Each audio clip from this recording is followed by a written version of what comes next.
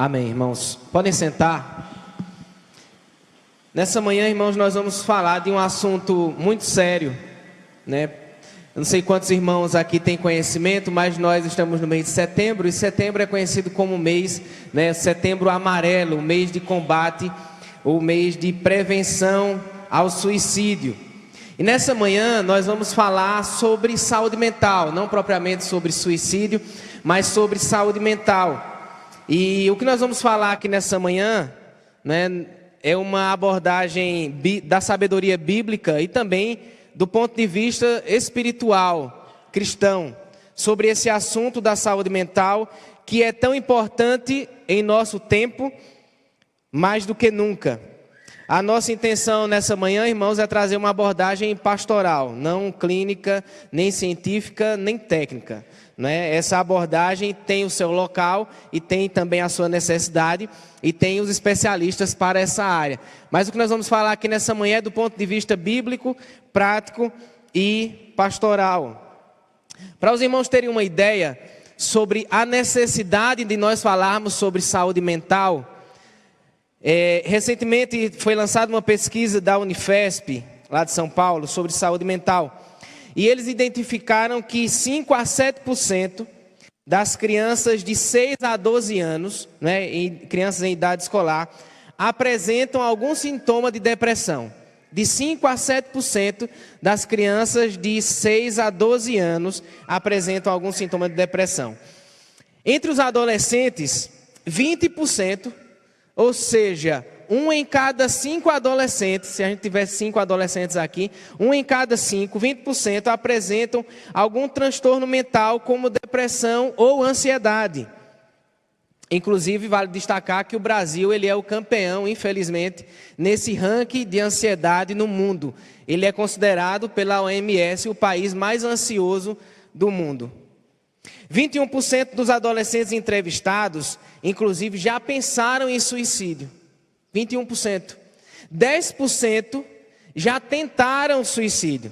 Isso não está muito longe de nós. Agora mesmo no mês de setembro nós recebemos informações de pessoas próximas a nós, pessoas aqui mesmo do nosso convívio na igreja, que tiveram parentes, irmãos tentando suicídio, ou até pessoas mesmo que já participaram de PGM, que visitam aqui a igreja, que tentaram pela segunda vez nesse mês de setembro o suicídio. Então isso não está muito distante da gente. O suicídio, para os irmãos terem uma ideia, no Brasil, ele é a segunda maior causa de morte entre pessoas de 10 a 24 anos. De 10 a 24 anos no Brasil, a segunda maior causa de mortes é o suicídio. Como nós precisamos cuidar da nossa saúde mental? Números que cada vez mais se aproximam da gente, não está distante. A gente tratava a saúde mental e essas questões, muitas vezes, ao longo dos anos, dos séculos, como problemas daqueles que não conhecem a Jesus ainda. Mas essas questões mentais, elas têm cada vez mais nos atingido e estando presente também dentro da igreja e entre aqueles que conhecem a Cristo. Transtornos como ansiedade, depressão e muitos outros. Por quê? Porque o ser humano como um todo, ele foi atingido pelo pecado. Ele foi corrompido, a sua mente foi corrompida. E todas essas questões, todos esses transtornos que afetam a nossa mente também são consequências do pecado ter tocado em nossa vida, ter tocado em nossa mente e ter corrompido a nossa vida. E mesmo cristãos, mesmo conhecendo a Jesus, nós podemos também ser acometidos de qualquer um desses transtornos, por causa das nossas afeições, da nossa mente ter sido corrompida pelo pecado. A forma de lidarmos com a vida, a forma de lidarmos com o outro, a forma de lidarmos conosco mesmo, foi afetada pelo pecado. Nossos relacionamentos, a forma inclusive de nós enxergarmos o outro e enxergarmos a vida. Tudo isso foi afetado, foi colocado em desordem pelo pecado. E isso afeta o ser humano como um todo e todo ser humano, independente dele quem é. Se eu pudesse perguntar aqui hoje pela manhã, e eu não vou perguntar, você não precisa levantar a mão, mas se eu perguntasse Quantos aqui se sentem pressionados hoje por alguma questão? Eu creio que a maioria iria levantar a mão. Porque nós cada dia mais temos vivido pressionados, sobrecarregados em nossa vida. E são muitas as situações. Qual seria o percentual aqui de pessoas pressionadas nessa manhã? Talvez você chegou dessa forma. E talvez você até tenha vindo nessa manhã porque você está se sentindo muito pressionado por alguma situação. Talvez alguém que está aí do seu lado, nessa manhã esteja se sentindo assim, pressionado, sobrecarregado. E muita gente tem vindo às igrejas, procurando a igreja como o último escape, como a última solução, como o último lugar, porque já foi em vários lugares, já conversou com várias pessoas e ainda não encontrou algo que pudesse ajudá-la. Pessoas têm vindo à igreja se sentindo aflitas, sobrecarregadas, angustiadas, carregando coisas que tiram o seu sono diariamente, semana após semana. Há uma pesquisa da Associação Americana de Psicologia que listou os principais motivos pelos quais as pessoas se sentem sobrecarregadas, pressionadas. E vejam só, o primeiro lugar desse ranking foi o trabalho. Isso mesmo. A carga de trabalho e as demandas, a segurança no emprego. Será que eu devo mudar de emprego? Será que eu devo continuar? Será que eu vou ser demitido? A instabilidade que o emprego oferece? Será que eu estou agradando? Foi a primeira causa, ficou em primeiro lugar como o principal motivo que fazem com que muitas pessoas se sintam pressionadas. Em segundo lugar, nessa pesquisa, ficou o desempenho acadêmico. Pessoas que cada vez mais, e a gente vê, né, na idade escolar, e como os alunos eles já estão cada vez mais prematuramente se preparando para o Enem, para o vestibular, tentando obter os melhores resultados acadêmicos. A pressão para ter um bom desempenho, a competitividade, o pensamento no futuro, foi o segundo motivo listado como principal para as pessoas se sentirem pressionadas. Em terceiro lugar, ficaram as redes sociais e a comparação social. Nós vemos aí como as redes sociais têm influenciado a comparação. A vida do outro parece melhor, a viagem que o outro faz parece melhor, parece que o outro tem mais dinheiro, parece que o outro é mais bonito, parece que a outra é mais bonita, e parece que a vida do outro é perfeita, mas a minha não. E essa comparação social, essa expectativa com a sua vida, a partir da comparação daquilo que está nas redes sociais, além do cyberbullying, ocupou aí o quarto lugar, ou melhor, o terceiro lugar. Além do próprio cancelamento nas redes sociais, né? A pressão para emitir opinião, para ter opinião sobre tudo, e muitas vezes entrar em discussões e ser cancelado ali na internet. Em quarto lugar, ficou as questões financeiras. Questões financeiras, dívidas, insegurança financeira, boleto chegando, será que eu vou ter como pagar? Contas. Quando a gente chega no mercado, parece que os preços dobraram, triplicaram de um mês para o outro. Será que eu vou conseguir sustentar a minha família? Essas questões financeiras todas têm ocupado o quarto lugar aí dos principais motivos pelos quais as pessoas se sentem pressionadas. E em quinto lugar, relacionamentos e família. Conflitos familiares. Pessoas que não se entendem mais na família, expectativas entre pais, filhos, irmãos, pressões dentro da família, pressões sociais, pressões exercidas pelo outro para o meu comportamento, ficou em quinto lugar. E irmãos, nesse universo que talvez muitos de nós estejamos mergulhados e nos sentindo pressionados, a saúde mental tem sido atingida, tem sido adoecida. E mesmo como igreja, nós não podemos fechar os olhos para a necessidade de cuidarmos da nossa saúde mental a partir da Bíblia. Aprendermos de forma bíblica como lidar com todas essas questões. E para iniciar, nós vamos falar um pouco sobre a ansiedade. Nós vamos aqui trazer 3 definições rápidas para a ansiedade. A ansiedade normal, que seria aquele sinal de alerta, de prevenção, que não deixa você, por exemplo, atravessar a rua sem olhar para os dois lados. que deixa você com frio na barriga na hora de falar em público, como eu estou aqui, que nas vésperas de uma prova faz com que você estude mais para obter um bom resultado. Essa ansiedade normal, que gera um alerta, uma prevenção diante dos perigos, diante das situações da vida. Existe uma outra ansiedade que nós podemos listar como a ansiedade patológica. Podemos definir ela assim, que seria um transtorno clínico, que prejudica totalmente a qualidade de vida de alguém, que impede, paralisa a pessoa, impede o seu desenvolvimento e que precisa sim de uma ajuda clínica, médica, precisa de ajuda de especialista, que também é fruto do pecado, porque toda a nossa mente e todo o nosso corpo foi corrompido, foi desordenado, e o pecado onde ele tocou, ele destruiu, mas que precisa da ajuda também de especialista, de uma ajuda clínica. E nós vamos falar agora sobre o terceiro tipo de ansiedade, que nós podemos nomeá-la de ansiedade e pecado. Ansiedade e pecado.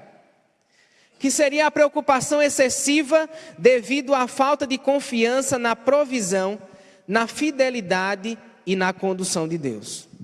Existe a ansiedade normal, existe a ansiedade patológica e existe a ansiedade e pecado. E é sobre a ansiedade e pecado que nós vamos refletir um pouco nessa manhã. A preocupação excessiva devido à falta de confiança na provisão, na fidelidade e na condução de Deus. E a partir disso, irmãos, nós vamos para Mateus capítulo 6, a partir do versículo 25.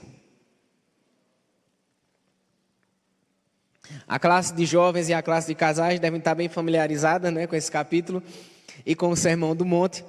Mateus capítulo 6, versículo 25. Portanto, eu digo, não se preocupem com sua própria vida, quanto ao que comer ou beber, nem com seu próprio corpo, quanto ao que vestir. Não é a vida mais importante que a comida e o corpo mais importante que a roupa? Observem as aves do céu. Não semeiam, nem colhem, nem armazenam em celeiros. Contudo, o Pai Celestial as alimenta. Não tem vocês muito mais valor do que elas? Quem de vocês, por mais que se preocupe, pode acrescentar uma hora que seja à sua vida? Porque vocês se preocupam com roupas? Vejam como crescem os lírios do campo. Eles não trabalham nem tecem. Contudo, eu digo que nem Salomão, em todo o seu esplendor, vestiu-se como um deles. Se Deus veste assim a erva do campo, que hoje existe e amanhã é lançada ao fogo, não vestirá muito mais a vocês, homens de pequena fé? Portanto, não se preocupem dizendo, que vamos comer, ou que vamos beber, ou que vamos vestir? Pois os pagãos é que correm atrás dessas coisas, mas o Pai Celestial sabe que vocês precisam delas. Busquem, pois, em primeiro lugar o reino de Deus e a sua justiça, e todas essas coisas serão acrescentadas a vocês. Versículo 34. Portanto, não se preocupem com o amanhã, pois o amanhã trará as suas próprias preocupações. Basta a cada dia o seu próprio mal. Amém? Quando nós falamos desse tipo de ansiedade, que é a falta de confiança na provisão, na fidelidade, na condução de Deus, é sempre bom lembrar as palavras de Billy Graham. Billy Graham, certa vez, ele disse que a ansiedade é o resultado natural de centralizarmos nossas esperanças em qualquer coisa menor do que Deus e sua vontade para nós. Ansiedade é o resultado natural, a consequência natural de nós centralizarmos nossas esperanças em qualquer coisa menor do que Deus e da sua vontade para nós. Vejamos se ao longo da nossa vida, se ao longo da história da humanidade não é assim. Quantas vezes nós olhamos para o passado, depois de passarmos por determinadas situações e termos também sido ansiosos, preocupados excessivamente nessas situações, e nós olhamos para trás e percebemos, não era isso tudo. Como nós não confiamos no Senhor, como nós esquecemos da provisão do Senhor, como nós poderíamos ter tido atitudes diferentes, olha como o Senhor fez. Isso é na nossa história, irmãos, e isso também está registrado na Bíblia. Na história do povo de Israel não foi diferente. Lá no Salmo 78, que o segundo ano do Colégio Batista ontem abordou na sua apresentação, Asaf, escrevendo de forma didática para o povo de Israel, ele trouxe para o povo a mensagem que eles não poderiam esquecer, porque o povo havia passado por várias situações. Salmo 78. Povo meu, escute o meu ensino, incline os ouvidos para o que tenho a dizer. Em parábolas abrirei a minha boca, proferirei enigmas do passado. O que ouvimos e aprendemos, o que nossos pais nos contaram.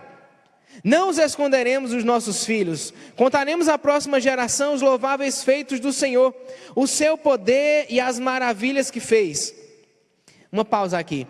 Irmãos, será que nossos filhos, eles têm olhado para nós e têm visto a nossa confiança total em Deus, a partir das nossas ações, a partir do nosso contentamento, descanso, confiança em Deus? Ou será que eles têm olhado para a nossa ansiedade e eles têm aprendido conosco a também não confiarem na provisão de Deus?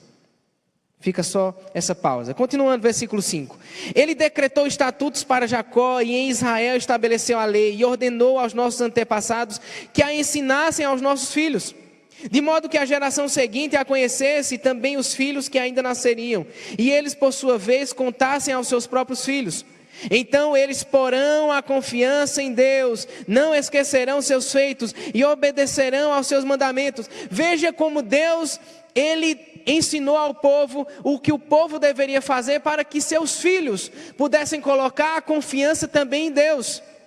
E Asaf aqui de forma didática ele está lembrando, olha, Deus ele estabeleceu, ele ensinou, ele estabeleceu mandamentos, ensinos para que nós ensinássemos aos nossos filhos, para que os nossos filhos lá na frente, eles não vivessem com falta de confiança em Deus, ansiosos, preocupados, porque eles não saberiam em quem confiar. Versículo 8, eles não serão como os seus antepassados, obstinados e rebeldes, povo de coração desleal para com Deus, gente de espírito infiel. Os homens de Efraim, flecheiros armados, viraram as costas no dia da batalha. Não guardaram a aliança de Deus e se recusaram a viver de acordo com a sua lei. Esqueceram o que ele tinha feito, as maravilhas que ele tinha mostrado. Ele fez milagres diante dos seus antepassados na terra do Egito, na região de Zoan. Versículo 13, dividiu o mar para que pudessem passar, fez a água erguer-se como um muro, ele os guiou com a nuvem de dia e com a luz do fogo de noite, fendeu as rochas no deserto e deu-lhes tanta água como a que flui das profundezas, da pedra fez sair regatos e fluir água como um rio. Mas contra ele continuaram a pecar, revoltando-se no deserto contra o Altíssimo. Deliberadamente puseram Deus à prova, exigindo o que desejavam comer. Versículo 19. Duvidaram de Deus, dizendo: poderá Deus preparar uma mesa no deserto? Sabemos que quando ele feriu a rocha, a água brotou e jorrou em torrentes. Mas conseguirá também dar-nos de comer? Poderá suprir de carne o seu povo? O Senhor os ouviu e enfureceu-se, com fogo atacou Jacó, e sua ira levantou-se contra Israel.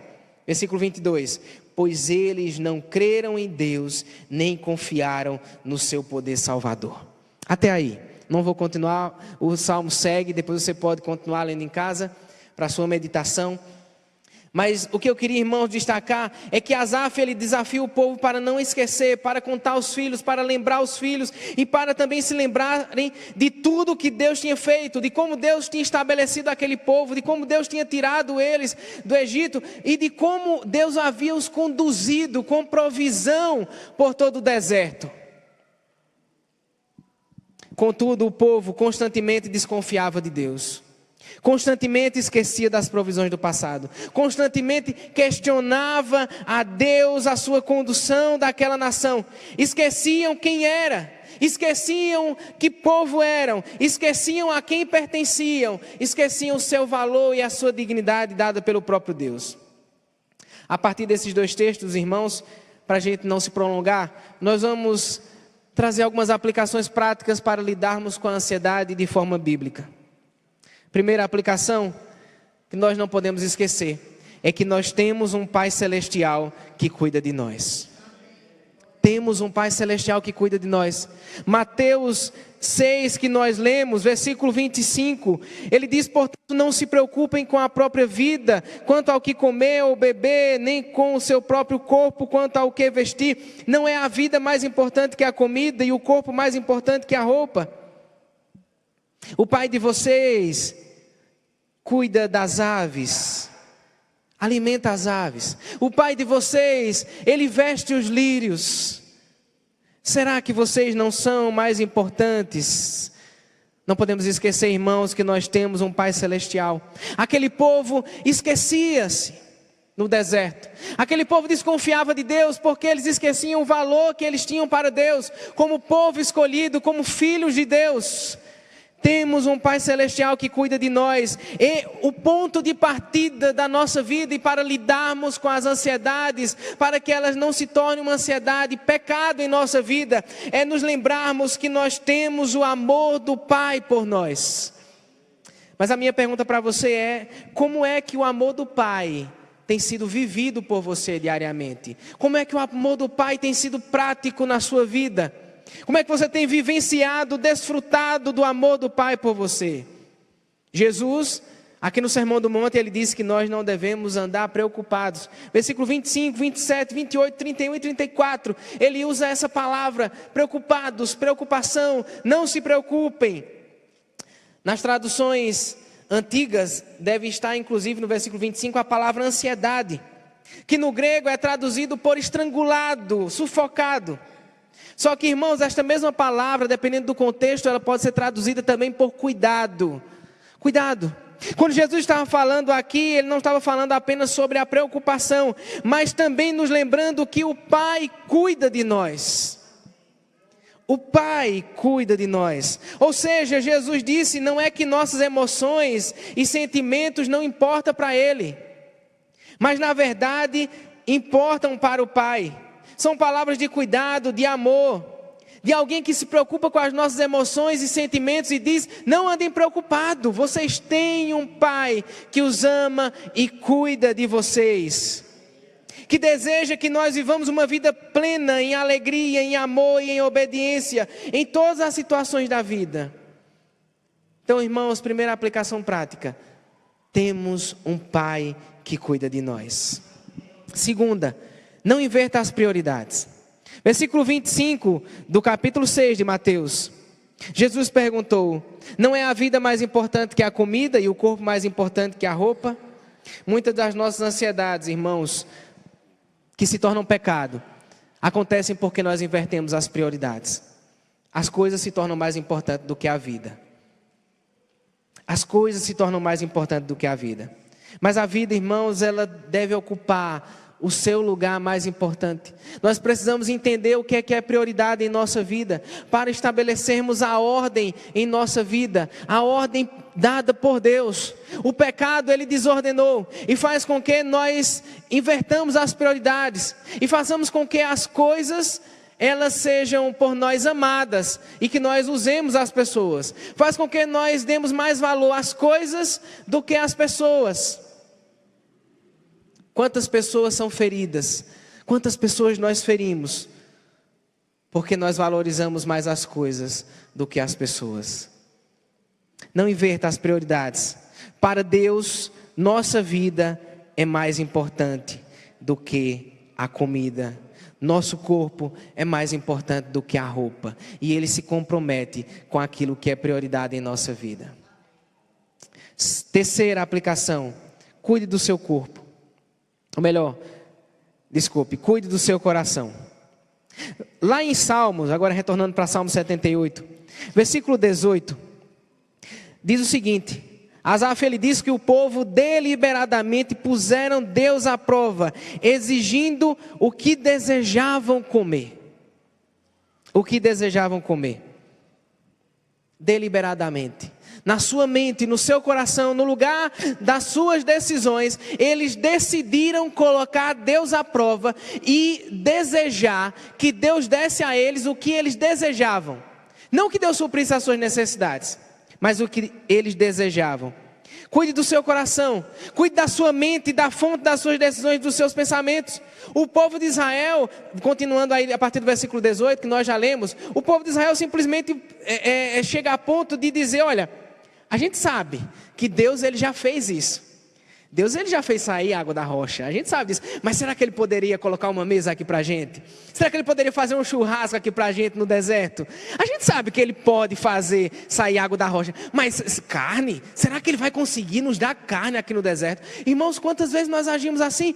Nós nos lembramos até do que Deus já fez na nossa vida. Naquela situação que eu estava, Deus me ajudou. Deus interveio. Deus ele entrou com provisão. Ele entrou com providência. Mas será que nessa situação ele vai fazer de novo? Será que ele pode dar conta disso? Parece que a gente limita o poder de Deus.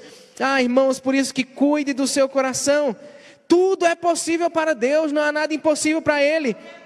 No Salmo 78, versículo 22, diz que eles não creram em Deus, nem confiaram em sua salvação. Ou seja, eles não confiaram no seu poder que eles já tinham visto. Eles não confiaram na sua capacidade e na sua condução. Eles não colocaram em Deus a sua esperança. A sua esperança estava em algo muito menor do que Deus e da sua vontade. Por isso, cuide do seu coração. Quarta aplicação, aprenda a discernir o que é urgente. Mateus 6, 27.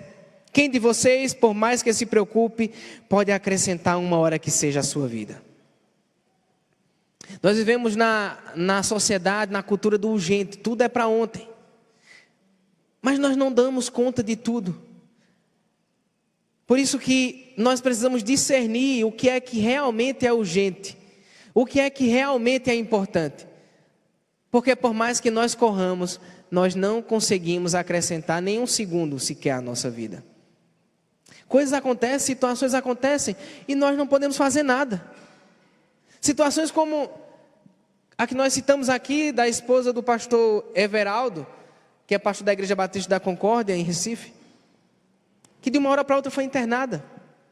Situações como a de uma diaconisa em Agrestina, que faleceu há 2 dias no Hospital da Restauração, que foi internada há 1 semana com uma dor forte na cabeça, e foi constatado um aneurisma, e ela foi para o Hospital da Restauração e voltou 10 dias depois dentro de um caixão. Situações acontecem que nós não podemos dar conta e não temos como fazer nada. Por isso que nós não podemos viver querendo aumentar o tempo da nossa vida e querendo tratar tudo como urgente. Discirna, aprenda a discernir o que é urgente. Quinto e último, priorize o que é essencial. Mateus 6, 33, que nós conhecemos bem, mas aplicamos pouco. Busque, em primeiro lugar, o reino de Deus e a sua justiça, e todas essas coisas serão acrescentadas. Nós queremos que Deus acrescente as coisas e depois a gente busca o reino dele. Não inverta a ordem. Busque em primeiro lugar o reino de Deus, priorize o que é essencial. E o que é essencial é uma vida com Ele, é buscarmos a Ele, é vivermos de forma que o agrade, tendo um relacionamento com Ele. A nossa tendência é fazer o inverso, mas aprenda a priorizar, coloque como rotina na sua vida, priorizar Ele. Priorizar Ele, colocando suas dúvidas, seus planos, suas necessidades a Ele, entregando, levando a Ele. De segunda a sábado, não apenas no domingo. 7 dias por semana, busquem em primeiro lugar o reino de Deus. Busquem em primeiro lugar a Deus. Eu convido o nosso Ministério do Louvor para cantar uma canção. Não sei se é possível em teus braços, se for possível. E enquanto nós estivermos cantando, eu gostaria que você encerrasse essa reflexão junto comigo, fazendo um exercício prático. Enquanto nós estivermos cantando, eu convido você a pegar um pedaço de papel, se você tiver, ou anotar no seu celular, ou na sua própria mente.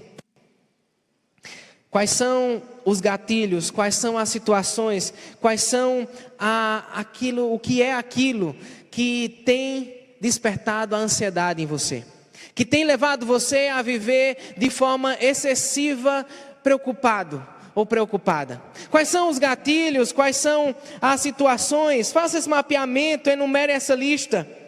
Como o apóstolo Pedro disse lá em 1 Pedro, na sua primeira carta, capítulo 5, versículo 7, lance sobre ele toda a sua ansiedade.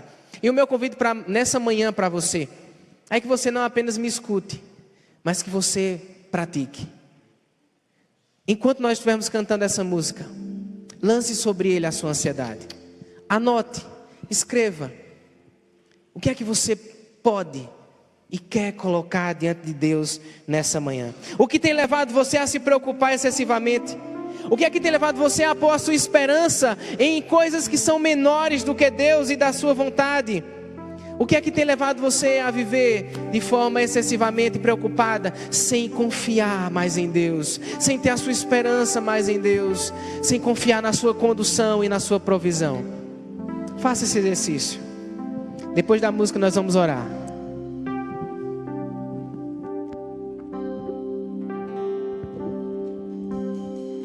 Seguro estou nos braços daquele que nunca me deixou.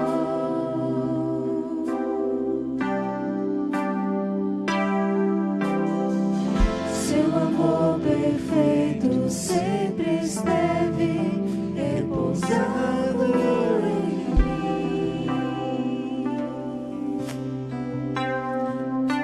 E se eu passar pelo vale, acharei conforto em teu amor, pois eu sei que és aquele que me guarda, me guarda.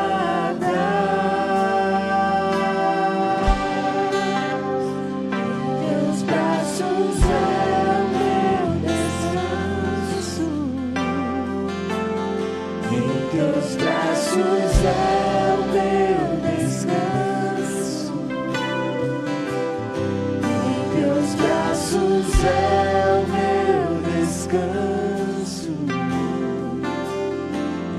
teus braços é o meu descanso.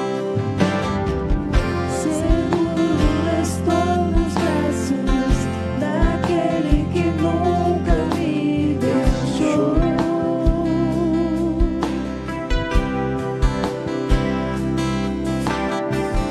Seu amor perfeito sempre esteve repousado em mim.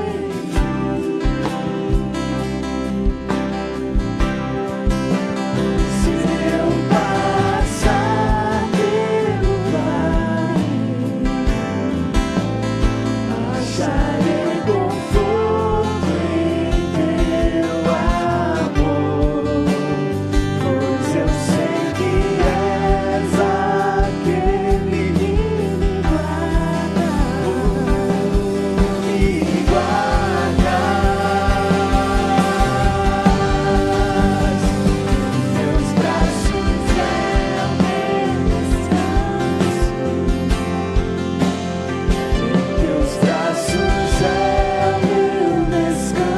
Teus braços é o meu descanso. Teus braços é o meu descanso. Teus braços é o meu descanso. Teus braços é o meu descanso. Teus braços é o meu descanso. Em teus braços é o meu descanso. Em teus braços é o meu descanso. Em teus braços é o meu descanso. Eu convido você que nessa manhã quer colocar a sua confiança e a sua esperança em Deus, que anotou aí, a num ato de fé ficar em pé. E nós vamos orar junto. Eu convido você a ficar em pé, dizendo ao Senhor: Senhor, eu declaro nessa manhã que a minha esperança e a minha confiança está no Senhor. Pai, nós te agradecemos pelo teu amor. Seguro nós estamos, Pai, mas como nós nos esquecemos disso.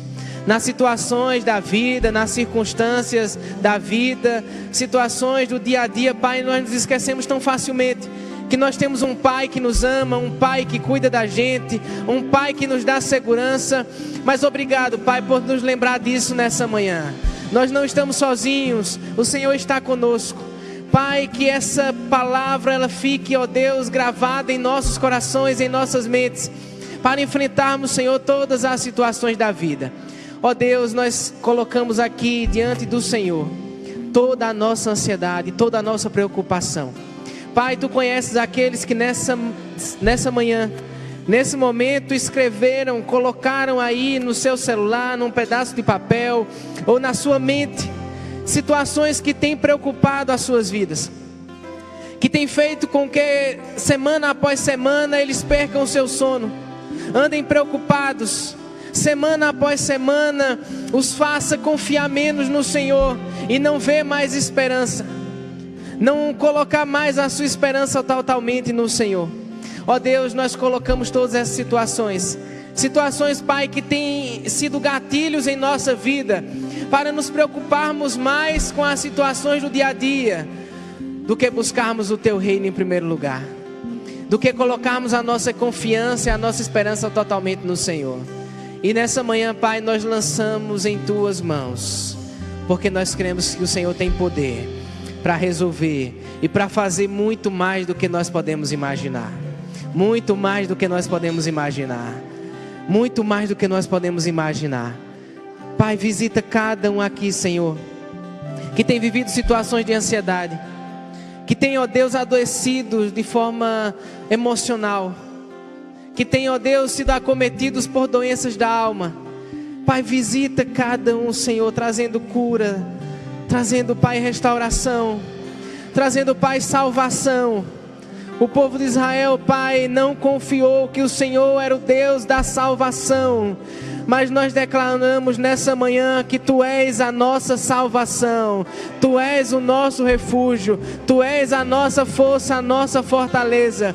Nós colocamos no Senhor a nossa esperança, e por isso, Pai, abrimos mão de tudo isso que nós colocamos aqui e lançamos em Tuas mãos, crendo que o Senhor é o Deus da esperança, o Deus da solução, o Deus, Pai, que a partir da Tua sabedoria pode trazer a solução, nos dá direção, discernimento e nos dá tudo mais do que nós precisamos. Que Tu és o Deus que supre as nossas necessidades, o Deus que se compromete com as nossas necessidades. Obrigado, Pai, por tudo que o Senhor já tem feito nessa manhã. É no Teu nome, Jesus, que nós oramos. Amém e amém.